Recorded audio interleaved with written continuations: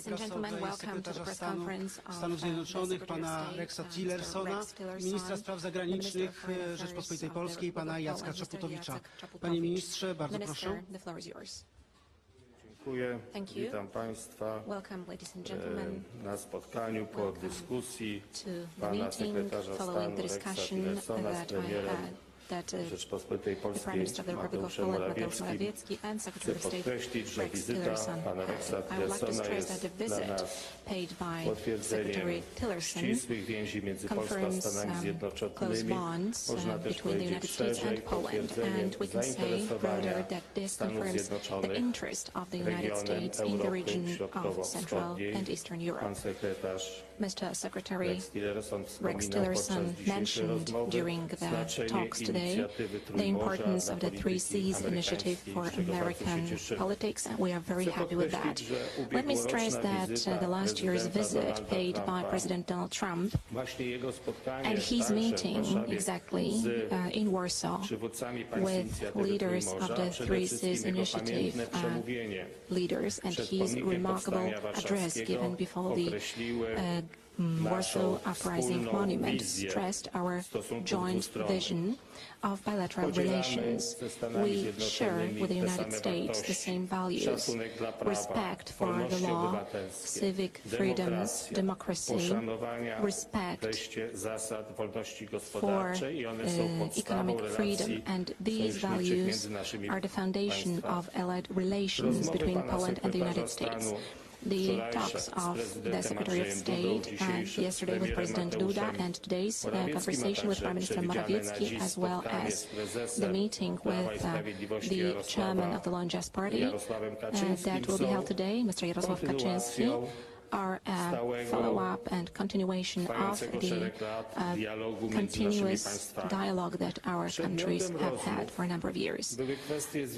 During the talks, such issues were raised as the assurance of security, cooperation of defense industries, and energy security. The stationing of American troops in the territory of our country gives us, the Poles, the sense of security, and we are grateful for that. We want this presence to be ever bigger, and we want it to be permanent. From the talks that we had today, we can conclude that we have got common and convergent views that there is a need to strengthen NATO through the implementation of decisions taken at Warsaw NATO Summit and their consolidation at Brussels Summit, which will be held in July this year. We appreciate the involvement of American businesses in the process of modernization of the Polish armed forces. We hope that the ongoing talks concerning the Patriot system and other systems. We discussed helicopters produced in Poland, Black Hawks. We hope that these will be soon finalized. I also want to stress that economic cooperation, we are striving to increase it. It gives to the Polish company access to modern technologies. It contributes to the development of innovation, and this is what we are striving at. And last but not least, the subject of conversation was energy cooperation as well. We share the view that it is necessary to diversify energy supplies into Europe, among others, through the exports of American LNG gas, and also the development of energy projects, also broader than in Poland as part of the Three Seas initiative. During that talks today, Poland presented its criticism vis-à-vis Nord Stream 2 project as a project which serves exerting geopolitical pressure in this region of the world. We are going to ask our American allies to support our policy in this respect. We appreciate that the Secretary noted the fact that Poland is a non-permanent member of the UN Security Council from January. We declare our readiness to cooperate in the UN forum because we share the interpretation of threats facing the contemporary world. And last but not least, I want to say that this visit is symbolic to a certain extent because it is taking place on the Jubilee of Poland's regaining its independence. It is the centennial of Poland's regaining its independence. 3 weeks ago, together we celebrated the 100th anniversary of President Woodrow Wilson declaring the memorable declaration, and the 13th point of the declaration provided for the establishment of an independent Polish state. Distinguished Mr. Secretary, we are grateful to the United States that in the past they supported our independence aspirations and that today it constitutes the guarantee of our security. We hope for further forging closer bilateral relations. And I am delighted to be making my first trip to Poland as Secretary of State. I want to thank Prime Minister Morawiecki as well as Foreign Minister Czaputowicz for our conversations today. We had very lengthy and meaningful discussions. Also congratulate them both on forming the new government, their new positions. I also want to thank President Duda for the time he granted me yesterday evening. We also had a very lengthy and thorough exchange of issues, and it was very useful and productive for me in this visit. Poland, I think, as everyone knows, is a great democratic ally of the United States. Our ties go back to the days of the American Revolution when Polish officers helped us win our fight for independence. Our discussions today built on President Trump's visit to Warsaw this past summer. We had a straightforward and productive conversation on several key bilateral issues, as well as items of regional and global concern. I think everyone can appreciate that security is always front and center in all of America's international relationships, and none any more important than here in Poland. We appreciate Poland's cooperation and support on the stance that we, along with the international community, has taken regarding North Korea's development of nuclear weapons. And Poland has been a continuing strengthened member of that pressure regime that we have in place. Poland and the United States are working together through NATO to strengthen Europe's deterrence and defense capabilities. We particularly commend Poland for already achieving the commitment of 2% defense spending, and Poland has set targets that are even above the 2% level, and we commend them for their investment in the defense architecture for the good of Poland as well as the NATO alliance. On other fronts, we're increasing our collaboration to confront cyber threats and disinformation, and coordinating our support for Ukraine's efforts to regain its sovereignty. Like Poland, the United States opposes the Nord Stream 2 pipeline. We see it as undermining Europe's overall energy security and stability, and it provides Russia yet another tool to politicize energy as a political tool. Our opposition is driven by our mutual strategic interest, and we strongly believe that Poland having the means, as well as all of Europe, to diversify its energy supplies is important to Europe's long-term security, and we support many initiatives to develop interconnecting infrastructure to achieve that. The energy sector does represent fertile ground for greater business ties between the United States and Poland. I think as President Trump made clear during his visit, we are proud to support Poland's energy diversification and security, including through sales of United States-produced liquefied natural gas, as well as support for pipeline proposals that would give Poland and Europe greater interconnectivity to alternative supplies, such as the Norway to Poland Baltic natural gas pipeline, as well as greater integration through the Three Seas initiatives. U.S. companies have the right products and services to contribute to Poland's energy security, and I was very happy to discuss these issues with the Prime Minister as well. The United States is very proud of the important role we played in Poland's rebirth as a free, independent country a century ago, and we celebrate this 100th anniversary with Poland.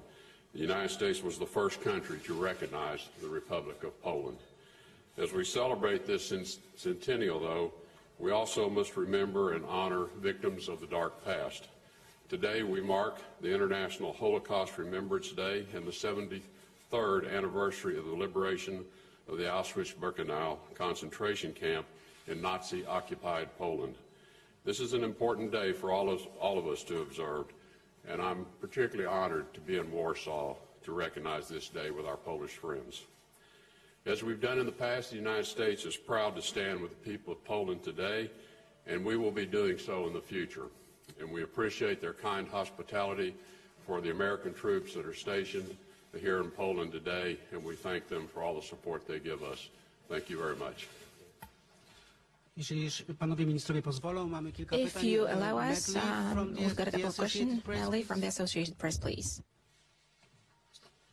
Hello, good morning, and thank you. Mr. Secretary, I wanted to ask you if we could briefly just recap 3 issues of big concern, either crises or issues of major urgency that you've addressed this week in Europe. First, in London, after your meeting with Foreign Secretary Johnson, you said you expressed some hope that there could be an agreement between the United States and Europe on a supplement to the Iran deal. Yet the next day in Paris, the French foreign minister seemed to be a little more skeptical of that and said he didn't really understand, or the French didn't really understand, why the U.S. was putting so much pressure on Europe in this. Secondly, then, at the conference on chemical weapons, you accused Russia of being responsible for, ultimately bearing responsibility for chemical weapons attacks in Syria since they became involved militarily. That drew a sharp Russian response.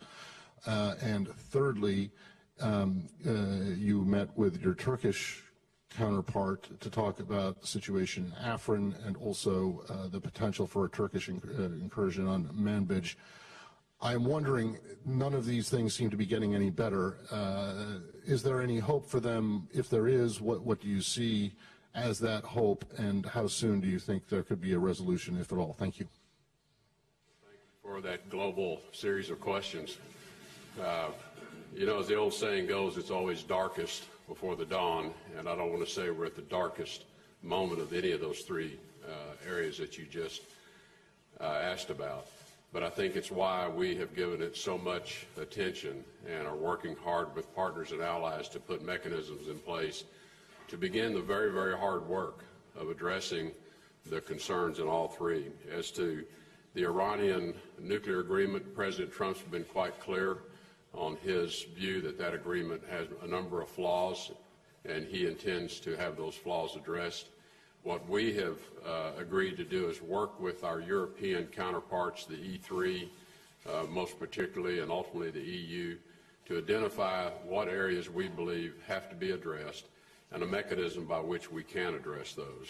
And working groups have already begun meeting on the effort to agree principles, what is the scope of what we will attempt to address, and also how might we engage the Iranians on discussions to address these issues.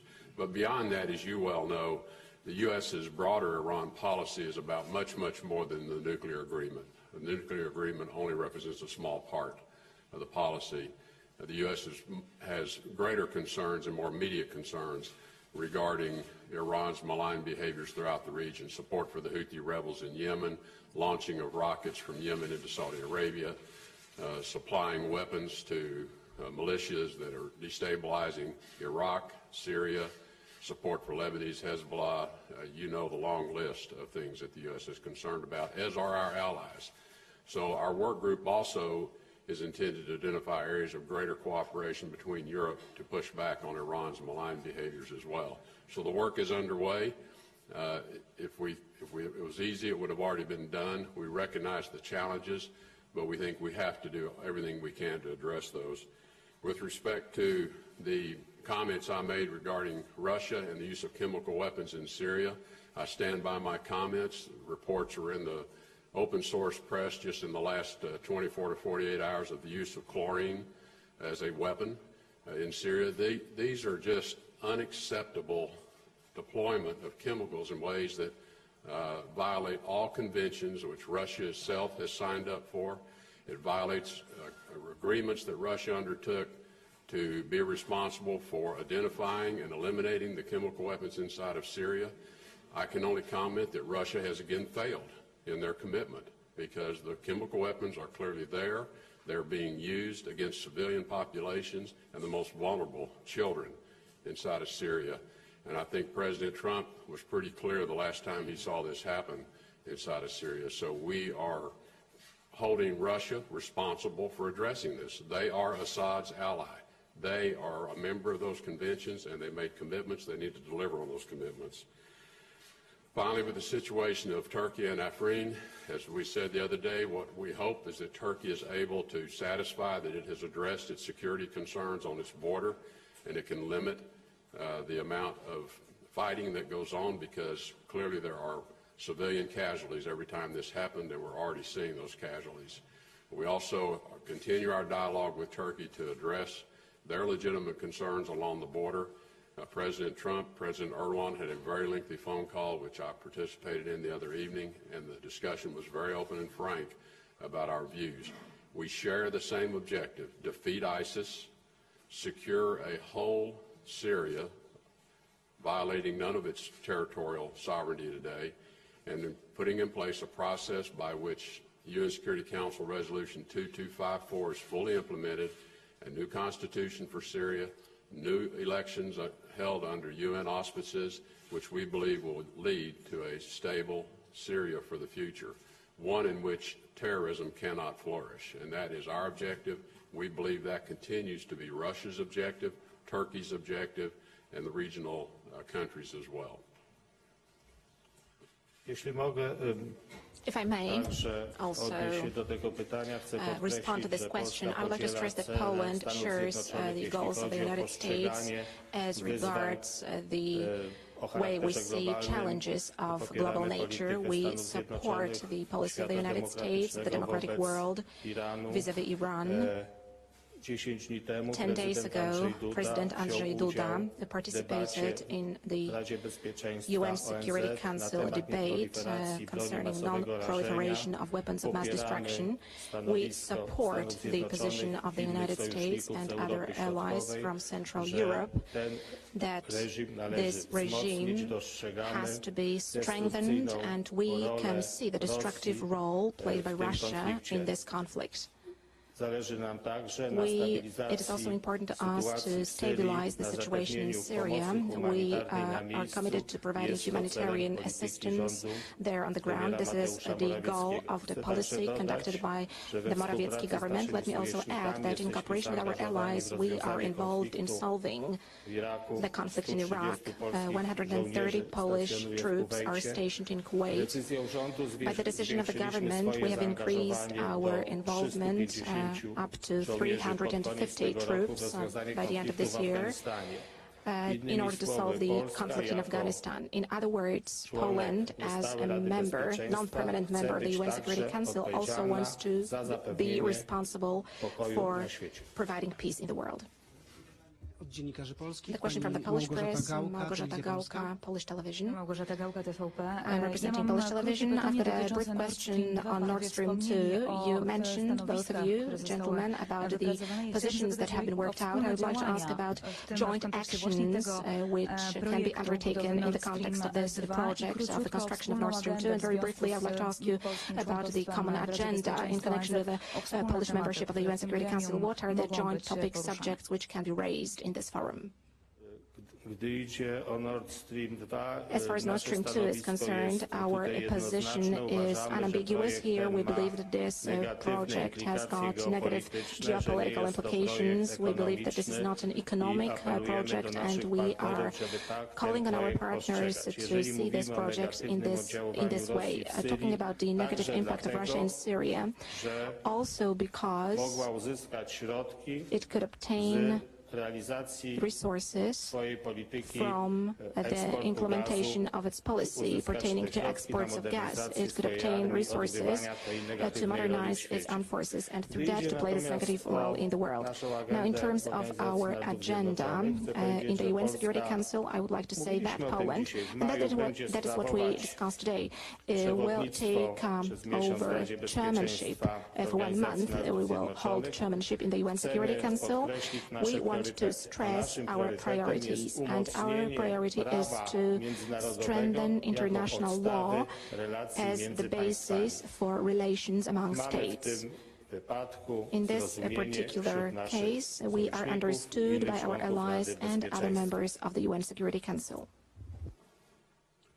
Well, as I indicated in my statement, the United States continues to oppose Nord Stream 2 for the reasons I said. It is important that Europe Poland certainly pursues a diversified energy portfolio supply. Nord Stream 2 would continue to keep Europe more dependent on Russia for natural gas. It also allows Russia to now use the natural gas supply system as a political tool to create more pressure on countries like Ukraine and elsewhere.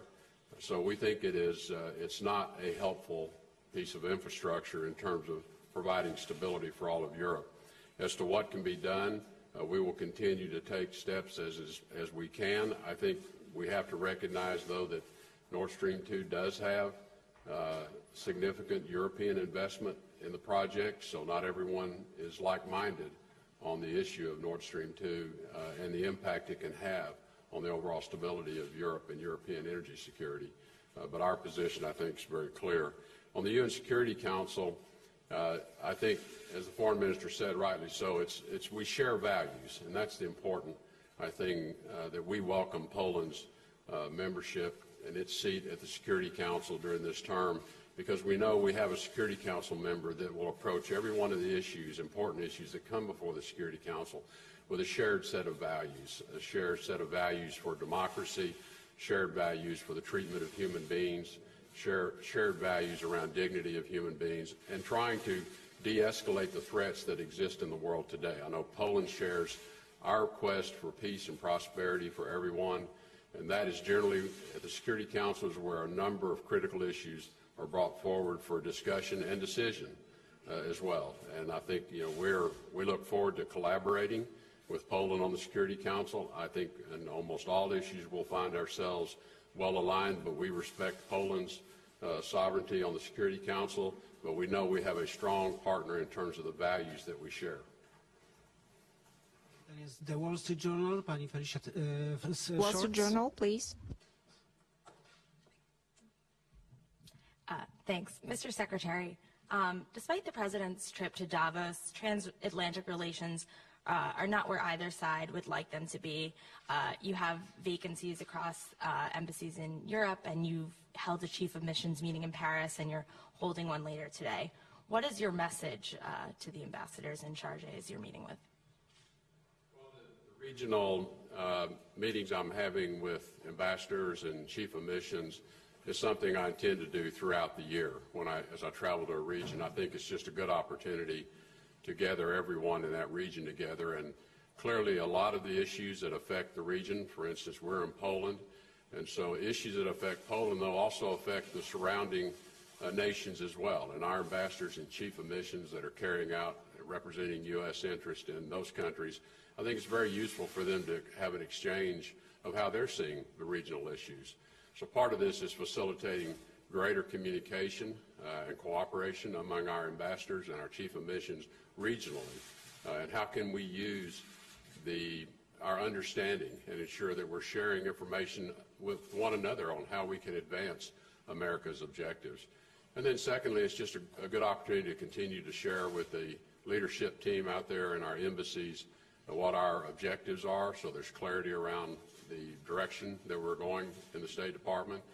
Ensure if they have questions and need clarity around what we're undertaking back in the United States, that they have a clear understanding of all of our principles and objectives as well. So it's an opportunity to communicate with one another, me to communicate with them, but also them to communicate with each other.